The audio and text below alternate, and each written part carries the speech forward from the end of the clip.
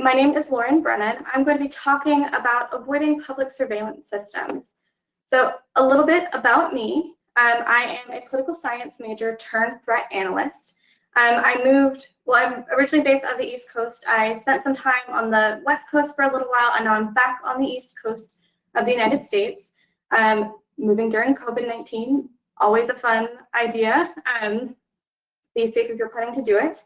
I'm also an avid knitter, I'm a cat mom, and I am a frequent project starter. I imagine many of us probably are. We probably started projects, put them aside, found them again and restarted them. So feel free to follow me on Twitter, _cosmonaut_. And let's get started. So here's my agenda. We're going to be kind of talking about what public surveillance is, why it's really important, looking at the different case studies related to the Hong Kong protesters, and then also kind of what current research and projects are going on right now. What can you and I do as everyday people out in the world, some takeaways, and then lastly, a bunch of resources for further reading that you guys can do as you expand upon your OSINT journey. So very first of all, what's public surveillance? So surveillance is the active or passive tracking of individuals by law enforcement, public entities, companies, and others through use of technology systems. So this is kind of my definition, and also kind of the combination of other definitions, Webster Dictionary, other definitions that I found throughout the interwebs. And there's really two types. So the first one is physical surveillance.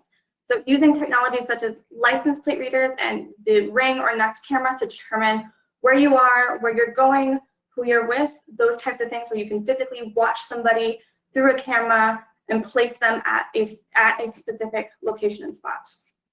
The other way is through technological surveillance. So this is kind of broken down into two things. Metadatabase, which is where you use technology such as a stingray, which is also another term for an ISMI catcher, which is essentially a fake cell phone tower where your cell phone will just kind of connect to it thinking that it's real, and you are then actually sending some things like who you are when you're talking to somebody. So if I'm on the phone and I connect to this ISMI or a stingray, it tells me that, hey, I'm on the phone right now and who I'm talking to. It does not include content from what exactly I'm saying to somebody. That's the other type of technological surveillance, is content-based. So using technology to access your phone, to access your computer, to see kind of what am I actually typing, what is my actual message, instead of saying, hey, I sent message A to person B, it's saying, hey, I sent message A saying, hi, person B, it's Lauren, and then person B receives it. It's also, can contain things like what pictures are being sent and what else you actually have saved on your phone. So why should surveillance be important to you? So there are quite a few reasons why. The very first one is geofencing warrants by law enforcement. So these are warrants where essentially if a robbery happens, say 2 miles down the block from where I am, the police can then go to Google, or they can go to Verizon or Sprint or T-Mobile. I think they're actually the same thing now. And they can say, hey, Google, I really want a list of everybody in this 5-mile radius from where this robbery occurred. And Google generally will supply it because it's a warrant.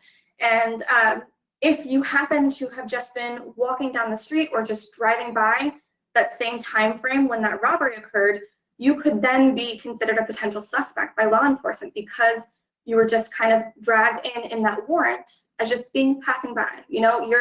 You are now a suspect by law enforcement because you were caught in this geofencing warrant. There's also a huge potential for abuse by law enforcement officials and also non-law enforcement officials and entities to track and stalk individuals. This has happened several times when bounty hunters were able to convince Verizon and T-Mobile and Sprint to give up location data on the people that they were searching for. And sometimes it actually wasn't the right people, and they ended up, causing harm. There's also other times where, police have used these phone tracking and, phone warrants and other types of apps that you can install on your phone to track their spouses, to track, potential suspects. And it's not legal, or not let me clarify. It's not necessarily illegal, but it's definitely not morally right. Facial recognition systems are also not infallible, and they are very much known to have biases against people of color faces, so specifically against Asian and Black faces, and specifically the darker the skin tone, the harder facial recognition systems have at determining faces are different.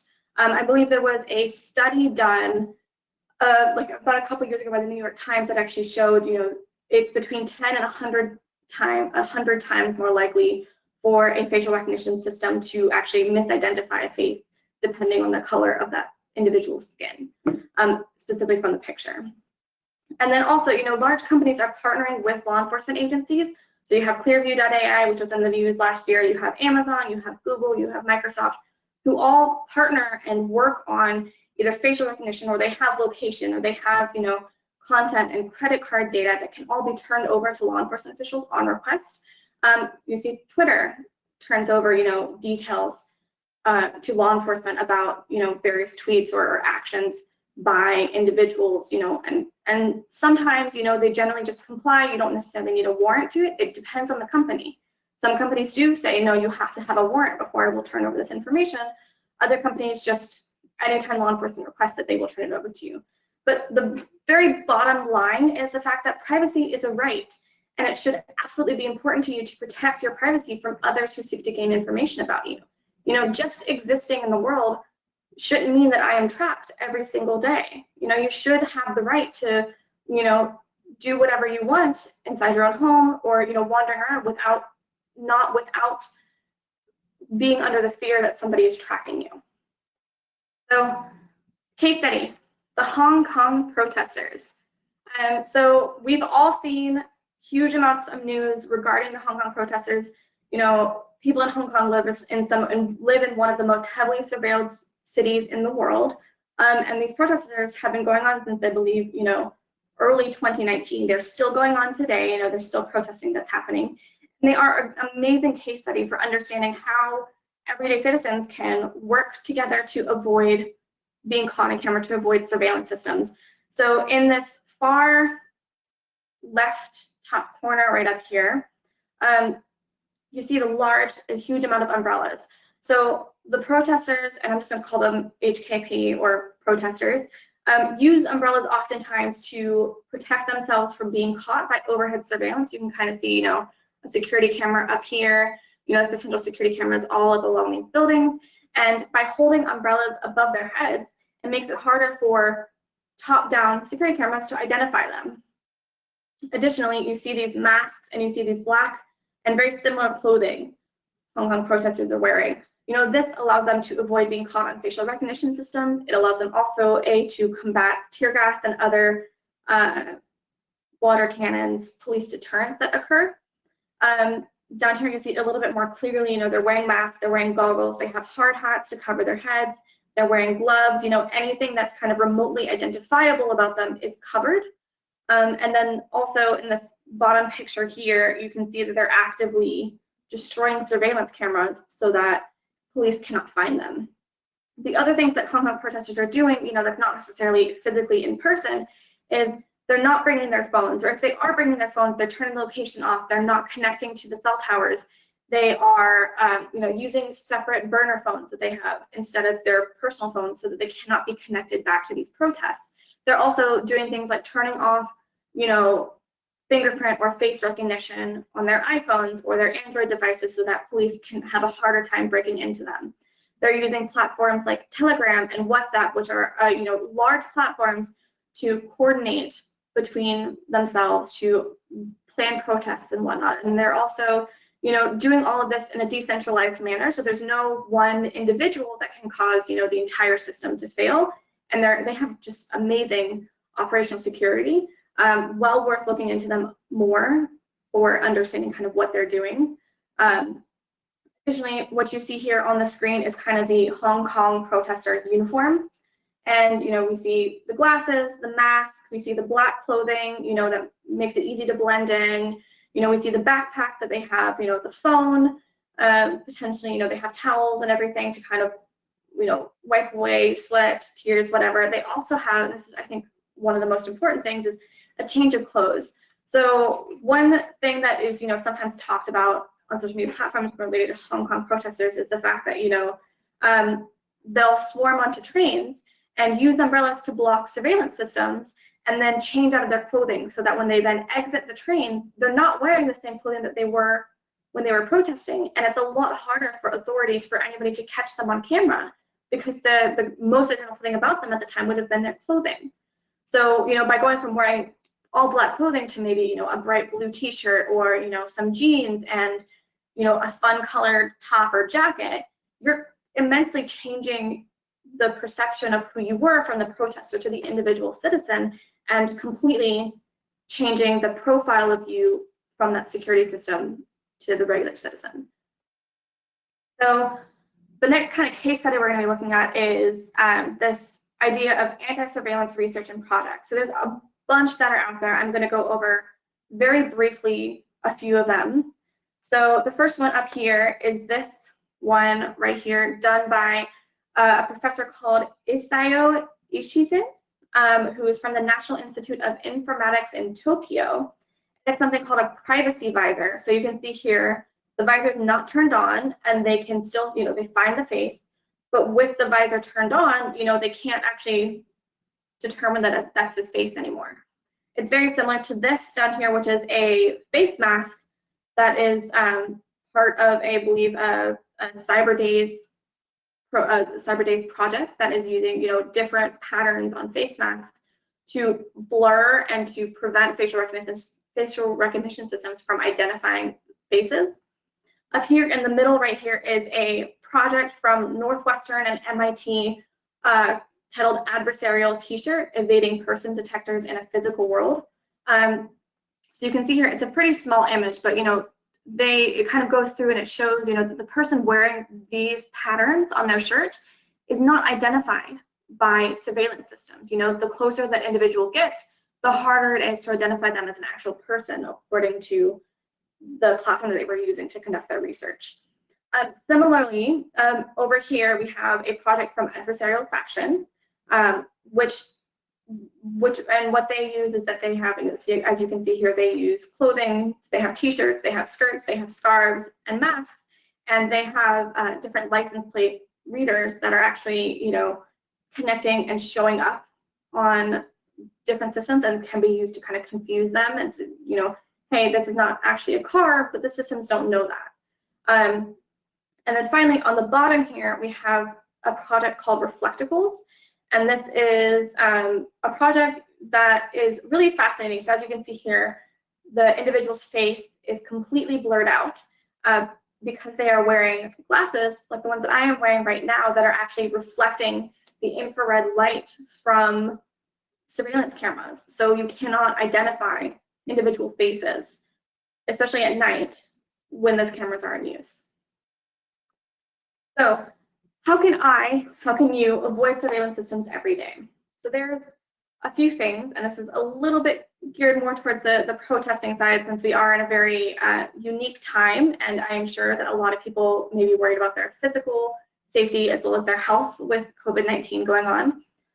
So the very first thing is the EFF Security Starter Pack. This is a really good program that EFF, the Electronic Frontier Foundation, has put out, and it's geared towards many different individuals, whether you're an everyday person, whether you're a journalist, whether you're a protester. They have different security packs for you that help you secure your digital life and make it harder for law enforcement and others to track you and to get into your systems and to get your data. The next one is also the Motherboard Guide to Avoiding State Surveillance. This is another general guide to, ensuring that you're, encrypting your systems, that you are, when you're texting somebody, you're not using SMS, which can be intercepted. You're using, an encrypted messaging platform like WhatsApp or Signal or Telegram.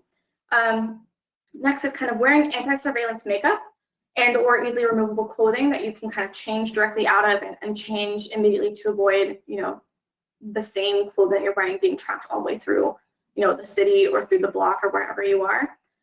One note about anti-surveillance makeup, however, is that it only the specific anti-surveillance makeup that's out there that's linked in this slide right here only works with certain kinds of facial recognition systems. So if you are planning to wear anti-surveillance makeup to, say, a protest or just in your everyday life, please make sure you're doing research on what is going to be the most widely covered type of anti-surveillance makeup. Actually, Juggalo makeup works really well for anti-surveillance makeup. Additionally, you also have you can do plenty of OSINT research everywhere, looking at, municipal city records and other, federal records to see kind of what exactly are their facial recognition systems that are out there that are being used in your city, in your location. And then you can tailor your anti-surveillance makeup towards that. Securing your home and smart cameras. So I know we've all probably heard about, I think it was a few months ago, how Ring and Nest cameras were being hacked, and attackers were actually watching children play in their homes and harassing individuals in their homes. So please make sure that you have your Ring and your Nest cameras, any other type of smart camera that you have. Please make sure that you are using a very strong password with those, to use two-factor authentication wherever possible. But also, look at the guidelines, look at your terms of service with those platforms, and see if they are sharing your camera data with law enforcement. Some platforms, like I believe Ring is, they have a partnership with law enforcement. And so ensure that you are aware of kind of the policies that your smart camera provider has in regards to law enforcement, because it can be shared. They may or may not need your permission depending on the terms of service that you've signed. So just always read the terms of service wherever possible. Another kind of protesting tip: avoid posting pictures of people on social media sites without permission. So this goes for anyone, whether it's a small child all the way up to your grandmother. Some people just don't want their picture posted on social media for whatever reason. Others just don't want their picture posted because it could be tracked. If there's a picture of me out on the internet somewhere in an Instagram post and I'm at a party, that image is always going to be there, and it could be used by law enforcement to place me at a scene somewhere. So it's not, or to, it's just kind of one of those things where don't do it without posting permission, because you never know kind of what that other person's actual, threat methodology is, or what their own concerns may be with social media. Remove location services and tagging from your phone or social media. So this is just kind of a general privacy, operational security metric. If I'm scoping out a prison for a social engineering engagement, I want to make sure that I turn my phone location off, or that I adjust my location services and tagging so that I'm not kind of letting law enforcement or letting my target know that I'm already near this whatever prison or institution that I am attempting to gain access to as a social engineer. So this is kind of something that you can use just as just to keep in mind. I don't want everybody knowing where I've been in my life. It's cool to post pictures from the beach, but if I'm posting pictures from my house, and now I post pictures from the county that I'm in North Carolina, where I'm based in now, that's a lot closer to my home, and it's very easy for then somebody to kind of find me based on that. And then lastly, kind of use Tor, which is the Onion router. So use a platform that allows you to browse the internet anonymously, or use VPN when browsing online. This helps you avoid what's called surveillance capitalism. So this avoids ad tracking, this avoids kind of behavioral profiling that is very common now, and it's pretty automated, that allows systems to kind of guesstimate and anticipate what you may buy in the future, and then kind of provide that as advertising to you. So I'm sure many of you guys have been, seen that the meme that goes around where you're talking about surveillance, or you're talking about, wetsuits, and then all of a sudden the app pops up. This is kind of very similar to that. And then very last thing is encourage local communities to change your guidelines for public surveillance system usage. This is a huge thing. You can do it, just write to your local committee, write to your city, look at what they're using and how they're using surveillance systems, and work to change the laws to make them a little bit easier for individuals to avoid being tracked so actively by law enforcement. Final takeaways. You're going to be surveilled at some level no matter where you are. Phone, satellite, GPS, etc. You can limit this amount by avoiding said types of technology as much as possible. Changing your appearance can help you avoid being tracked, but please do your research. You know, like I mentioned with the facial recognition and anti-surveillance makeup, technology changes all the time. Your methodology for avoiding that technology is going to need to change as well. And then also, specifically for my protest groups, the larger the group, the harder it will be to individually track someone. If you go to protests, go to the larger ones or go in groups, and please be careful. I know it's a very contentious time, but stand up for your rights, you know, protest, don't be a jerk, stay safe. Thank you. For any Lauren, questions? thank you for, yeah, there was actually one that came up in the chats. Just someone wanted clarification. You had mentioned tying up hair, and someone will provide their own comments to it, but just to hear some of your thoughts. Sorry, can you repeat that? Yeah, so someone, Katie Bell was asking, why do you think hair should be tied up? Making a point on, wouldn't it be easier to see a side profile or something of that sort? Yes. So it can be, I think it's generally a personal preference. So for instance, my hair is fairly short. If I tied it up, it does kind of change the look of my face. If I leave it down, it's fine. You know, longer hair can actually easily be caught in different things. So you can maybe leave traces behind, DNA evidence.